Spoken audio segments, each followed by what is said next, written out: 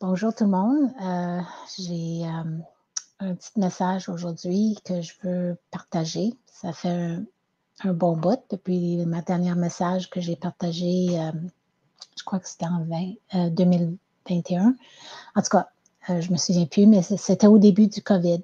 Et je sais que Dieu m'a vraiment mis ça sur mon cœur de partager quelque chose à ce moment-là. Puis là, on est rendu 3-4 ans plus tard, puis il me donne encore un empressement sur mon cœur de vous partager quelque chose que je crois est très important pour le temps qu'on vit présentement. Alors, je fais ce vidéo complètement par obéissance. C'est sûr que je n'ai pas toutes les connaissances de la Bible, pas du tout, mais j'étais une fille qui était transformée par Dieu, par Jésus. Parce qu'à un moment donné, je cherchais la vérité et j'ai demandé à Dieu directement pour la vérité, puis il me l'a donné. Je ne rentrerai pas tout dans les détails de mon témoignage. Je vais mettre un lien en dessous dans la description si vous voulez écouter mon témoignage, mais tout ça pour se dire, au début du COVID, il m'a dit qu'un jour que je vais partager cette bonne nouvelle de Jésus avec les gens, mais d'une différente façon.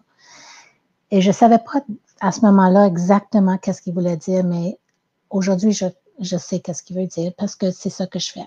Quasiment tous les jours, je prends mes marches et je suis présentement au Québec. Je viens du Manitoba, puis à peu près un mois passé, Dieu nous a ramenés, moi puis mon mari, au Québec. Mon mari vient du Québec.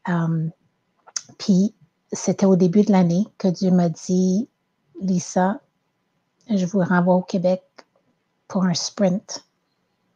Puis je sentais vraiment un empressement sur mon cœur que Dieu me disait, ça va être une sprint que vous allez faire pendant un couple de mois.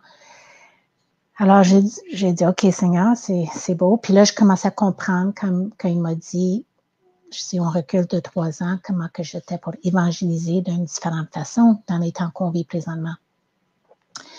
Et ça, c'est parce que là, dans la Bible, OK, Dieu, il parle du fait que Jésus va revenir une deuxième fois sur la terre. Et il parle de ça à la fin de la Bible, dans le livre de l'Apocalypse.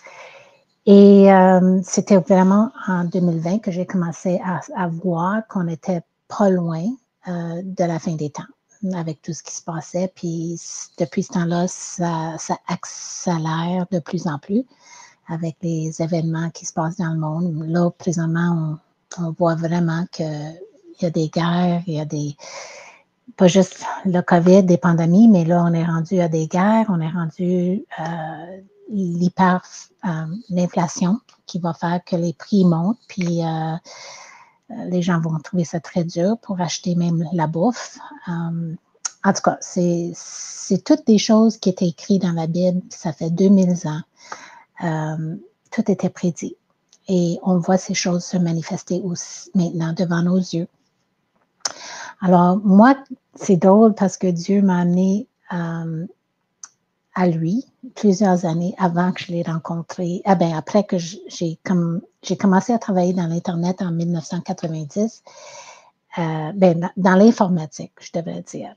Et en 1990, l'Internet était réellement né devant mes yeux. Et là, je commençais à comprendre avec le temps que, tu sais, où ce qu'on est rendu aujourd'hui, que l'Internet s'est évolué pendant les dernières, ça fait 20 ans de ça, là, 30 ans? 30 ans de ça. Et on a vu une évaluation avec l'Internet qu'aujourd'hui, je travaille encore dans l'Internet, mais avec le monnaie digitale. Et je vois comment que l'Internet est maintenant en place pour que le nouvel ordre mondial démarre. Tu sais, comme dans le fond, on sait qu'il va y avoir, la Bible en parle, il va y avoir un gouvernement mondial, une économie mondiale, une religion mondiale à la fin des temps.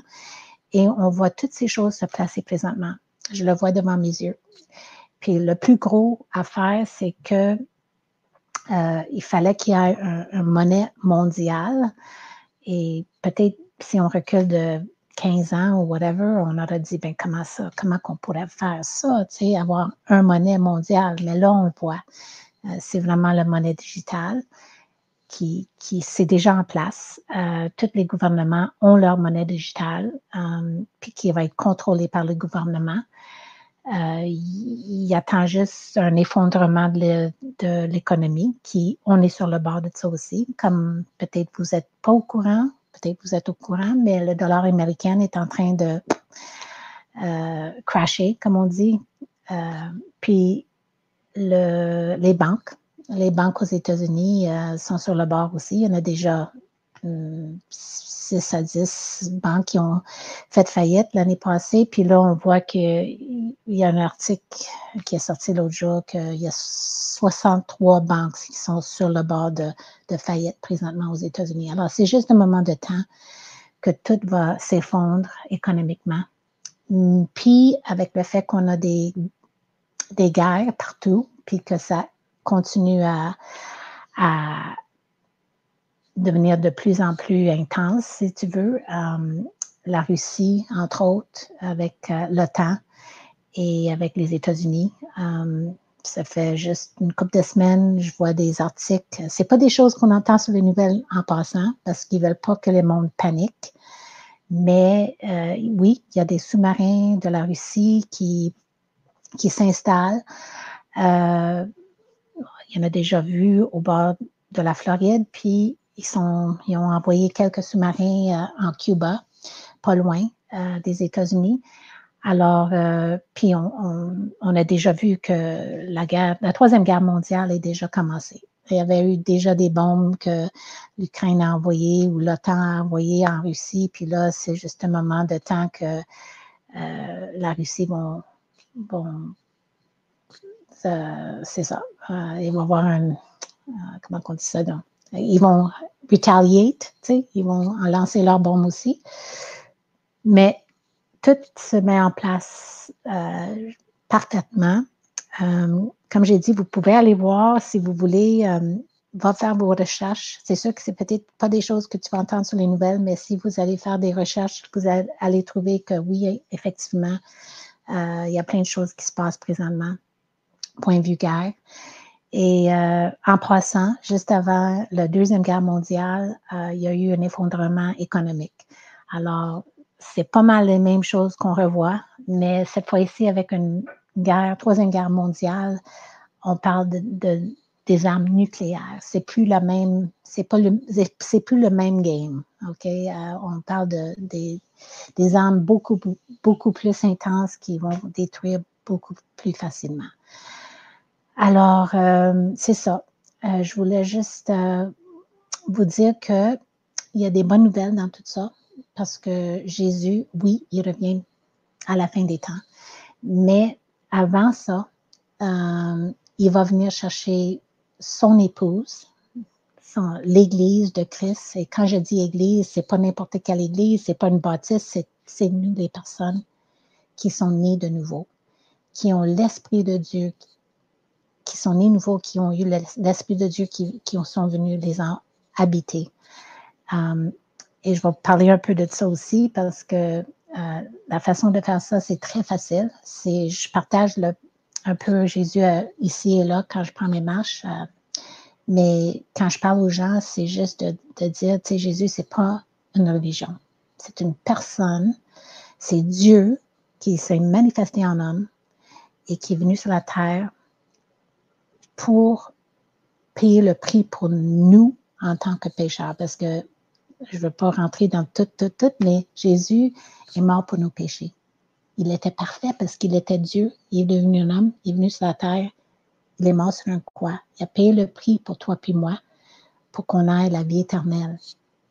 Et oui, j'ai grandi catholique. J'avais aucun concept de ça. Ou si je l'avais, c'était là. Mais j'ai pris vraiment conscience de qu'est-ce que Jésus a fait pour moi personnellement à l'âge de 42 ans. Et je l'ai accepté comme un cadeau, comme la Bible dit. C'est vraiment un cadeau que Dieu nous donne. On ne peut pas gagner notre ciel. Le salut, c'est vraiment un cadeau c'est donné par la grâce, par le moyen de la foi.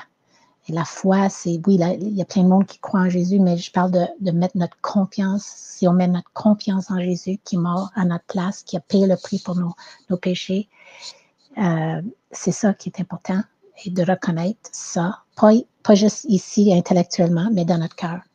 Et je crois que n'importe qui cherche la vérité, ils vont le trouver. Parce que Dieu est un gentleman, il nous aime, il nous attire vers lui, mais il faut qu'on reconnaisse qu'on est pécheur. Ça commence là. Et de demander pardon. Ce n'est pas des bonnes personnes qui vont au ciel, c'est vraiment des gens qui ont accepté, qui ont réalisé, qui reconnaissent qu'ils sont pécheurs, qui ont besoin d'un sauveur. Et comme j'ai dit, ce n'est pas intellectuel que ça se passe, ça se passe dans le cœur, parce qu'après une sincère repentance, il va y avoir un changement dans la personne. C'est là où le Saint-Esprit vient nous habiter. Et notre cœur change, tout change, et notre vie change. Puis là, on veut juste plaire à Dieu. Alors, oui, on fait des œuvres, mais c'est plus maintenant pour être sauvé, c'est parce qu'on est sauvé. On veut lui plaire. On veut faire sa volonté. C'est plus notre volonté qu'on veut, c'est sa volonté qu'on veut. Alors, il y a vraiment un switch, il y a un changement dans notre cœur. Alors, tout ça pour dire que oui, vous pouvez l'accepter, qu'est-ce qu'il a fait pour vous personnellement, et l'inviter dans votre cœur. Et je vous dis ça aujourd'hui parce que, comme j'ai dit, Dieu m'a dit, tu vas évangéliser d'une différente façon maintenant, parce qu'il y a beaucoup de catholiques, il y a beaucoup de monde qui croient en Jésus, mais qui n'ont pas la connaissance de qu'est-ce que la Bible dit. Dans la fin des temps, il va y avoir, comme j'ai dit, le gouvernement mondial qui va prendre contrôle. C'est l'Antichrist, dans le fond, qui va venir sur la terre. Puis, il va prendre le contrôle de tout. Puis, la seule façon qu'on peut échapper de ce contrôle qu'il va avoir sur nous, parce qu'il va mettre même une puce dans notre main ou dans notre front. La Bible parle d'une puce sur la main ou le front. C'est le 666, la marque de la bête. Et sans cette marque-là, on ne pourrait ni vendre ni acheter. C'est tout écrit dans le dernier livre de la Bible, dans l'Apocalypse. Et si on prend cette marque, on est séparé de Dieu pour l'éternité. Il n'y a plus de reculer là. Non, on ne peut plus reculer. Il faut vraiment être au courant de ces choses-là, parce que c'est bien beau qu'on croit en Jésus, mais si on ne l'a pas vraiment, réellement été né de nouveau avec le Saint-Esprit, qu'est-ce que je vous dis ne ferait pas de sens. Mais en comprenant que, OK, peut-être que je n'ai pas toute la connaissance, je n'ai jamais entendu parler de la marque de la bête ou de l'Antichrist, comme tu m'expliques. Alors, peut-être j'ai besoin de savoir plus. Parce que je peux vous dire, les temps qui s'en viennent vont être difficiles. La Bible parle ça, le temps des tribulations. Et il va y avoir une période de 7 ans sur la terre. Et ça va commencer avec quelque chose de grave. Je ne sais pas si ça va être une bombe nucléaire qui va passer ou si ça va être l'effondrement économique. Je pense que ça va être l'effondrement économique peut-être avant, mais on est sur le bord. Mais peu importe, les deux vont probablement arriver en même temps. Mais la Bible dit que Jésus va venir chercher son Église avant les tribulations commencent. Et personnellement, je pense que ça va tout commencer en même temps. Je pense qu'il va venir chercher, quand la bombe tombe, l'effondrement économique et la bombe tombe, il va venir nous chercher son Église, ceux qui sont réellement nés nouveaux, qui ont le Saint-Esprit en eux. Je pense que c'est ça qui va arriver. Puis, alors, les enfants de Dieu nés de nouveau vont être capables d'échapper tout ce qui va arriver sur la terre. Et je pouvais dire que la Bible, vous pouvez le prendre, le lire, le dernier livre. Tu ne veux pas être là. C'est vraiment, ça ne sera pas le fun. Tu peux aller le lire dans la parole de Dieu. en 2015, j'ai tombé sur une vidéo d'un homme qui était catholique à l'époque, 1980. Il y a eu un rêve et ça m'a toujours interpellé, cette rêve-là. Puis je l'écoute de temps en temps parce que je capte d'autres choses à chaque fois que je l'écoute. Mais c'était un homme, comme j'ai dit, il était catholique à ce moment-là. Quand il a eu son rêve, il n'a jamais lu la Bible. Et c'est ça. Il a eu un rêve des tribulations. Et ça a commencé, son rêve a commencé où il y a eu un blackout, un genre de cyber attack. Moi, je le vois comme un cyber attack parce qu'il n'y avait pas d'Internet quand il a eu son rêve, mais il a dit qu'il n'y avait plus de communication, nulle part sur le monde. Tout était blackout. Et c'était une période de 2 semaines à peu près dans son rêve. Puis pendant cette période-là, quand tout est revenu, il y avait un homme qui est apparu sur la scène, qui avait la solution à tous les problèmes, le chaos qui était sur la terre. Puis nous, la Bible, on sait que c'est l'Antichrist qui va venir avec une solution pour calmer tout le monde, pour calmer tout le chaos sur la terre. Puis, mais c'est ça. Pendant cette période de 2 semaines, quand tout est revenu après, cet homme dans son rêve, il a vu qu'il y a des gens qui n'étaient plus là, qui ont disparu. Puis tout le monde disait, hey, où est-ce qu'ils sont, où est-ce qu'ils sont? Mais dans le fond, ces gens-là, c'était l'Église de Christ, le vrai Église de Christ qui était parti. Il est venu chercher ses enfants, nés de nouveau, pour les protéger dans son rêve. Mais lui, il ne connaissait pas la Bible. Là. Alors, il s'est réveillé à 3 heures du matin, puis il a été chercher une Bible parce que ça disait dans son esprit, trouve-toi une Bible. Puis il a fouillé, il a trouvé une Bible quelque part dans sa maison, puis tout de suite, il a viré pour aller à la fin du livre, parce qu'il disait, c'est comme ça, je scannais des livres tout le temps en regardant les derniers chapitres. Alors, il est retourné à la dernière chapitre, il a commencé à lire le livre, puis tout d'un coup, il retourne au lit, parce que là, il voit que ce qu'il était en train de lire, c'était son rêve, mais là, il retourne au lit, puis son rêve continue. So, c'était très intéressant parce que c'était tout aligné avec ce qu'il disait. Alors, j'ai écouté ce rêve-là en 2015 et au début du COVID, une sœur en Jésus m'a envoyé ça. Je l'ai écouté. Hey, je l'avais déjà écouté ce rêve-là, ça fait 6 ans. Puis depuis ce temps-là, je les réécoute tout le temps parce qu'il y a toujours des petites, comme j'ai dit, des petites brides ici là que j'ai comme pas captées ou whatever. Je vais le mettre dans la description pour ceux qui connaissent l'anglais. Ils peuvent l'écouter, cette vidéo-là, parce que parce qu'il n'est pas en français, mais ça aurait été bon qu'il soit en français aussi.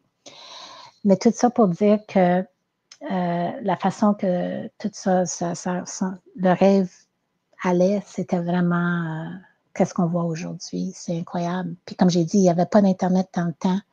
Et il y avait des choses qu'il disait dans son rêve qui, même, il ne savait pas exactement qu'est-ce que ça voulait dire dans le temps. Mais quand il a été plus tard, c'était 17 ans plus tard, je pense, qu'il a partagé ce rêve-là publiquement. C'est dans le 2080, je pense, 97. Ben là, l'Internet était là. Alors, ça faisait plus de sens pour lui de comprendre comment que son rêve était, comment ça pourrait vraiment se manifester.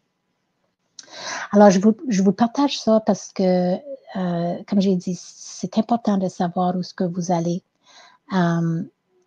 Puis, j'aimerais vraiment pas ça que les gens restent ici pendant les tribulations parce que ça va être très, très, très difficile.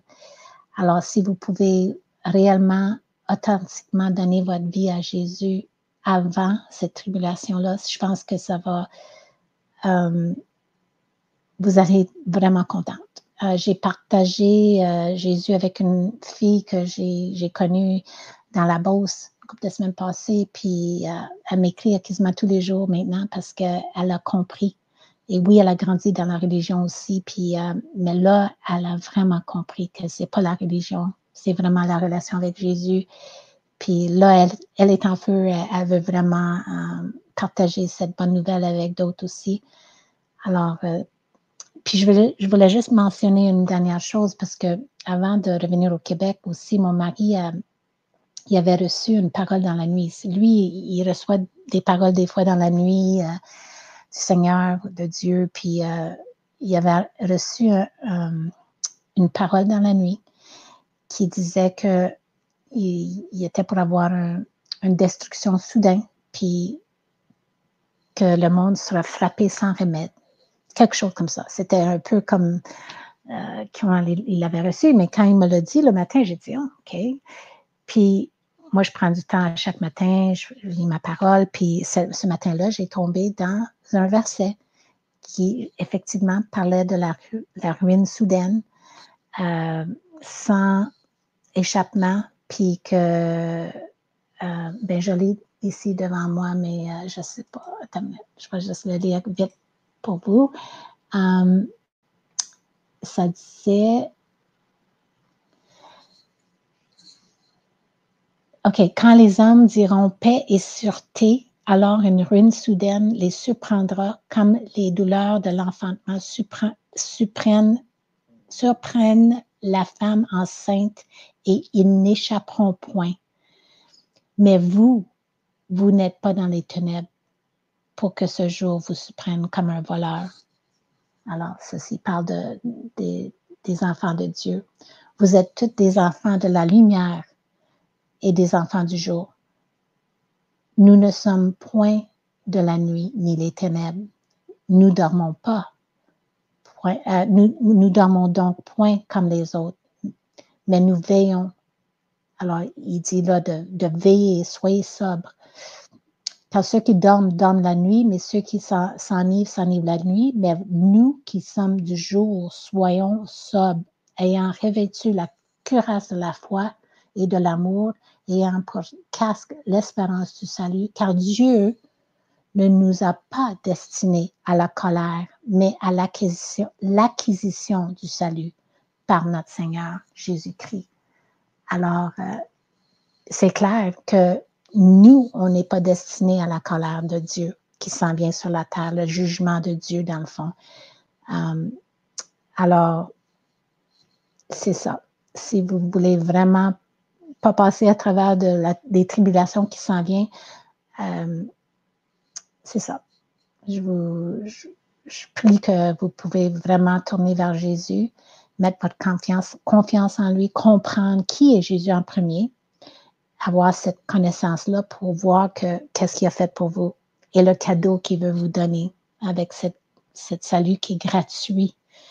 Et gratuit, la Bible dit on ne peut pas, c'est un don gratuit. Et ça vient de lui, ça vient de Dieu, c'est pas quelque chose qu'on peut mériter. Alors, c'est ça que je voulais partager aujourd'hui. On est vraiment sur le bord de plein de choses qui vont se passer. Il peut y avoir une bombe nucléaire qui demain ou aujourd'hui même, parce que comme j'ai dit, il y a les guerres partout, puis la Russie est pas loin, puis ils sont pas contents présentement. C'est comme on provoque un ours, si tu veux, avec tout ce qu'ils font présentement avec la Russie. Alors, c'est ça. Je vous souhaite une excellente journée, soirée, dépendant où ce que vous êtes ici dans le monde présentement. Mais et si vous voulez m'écrire, je vais mettre mon courriel dans la description aussi. Je ne mettrai pas les commentaires, allumer les commentaires. Je vais juste vous laisser m'écrire en privé si vous voulez m'écrire. Puis ça me ferait plaisir de vous répondre. Alors, soyez bénis.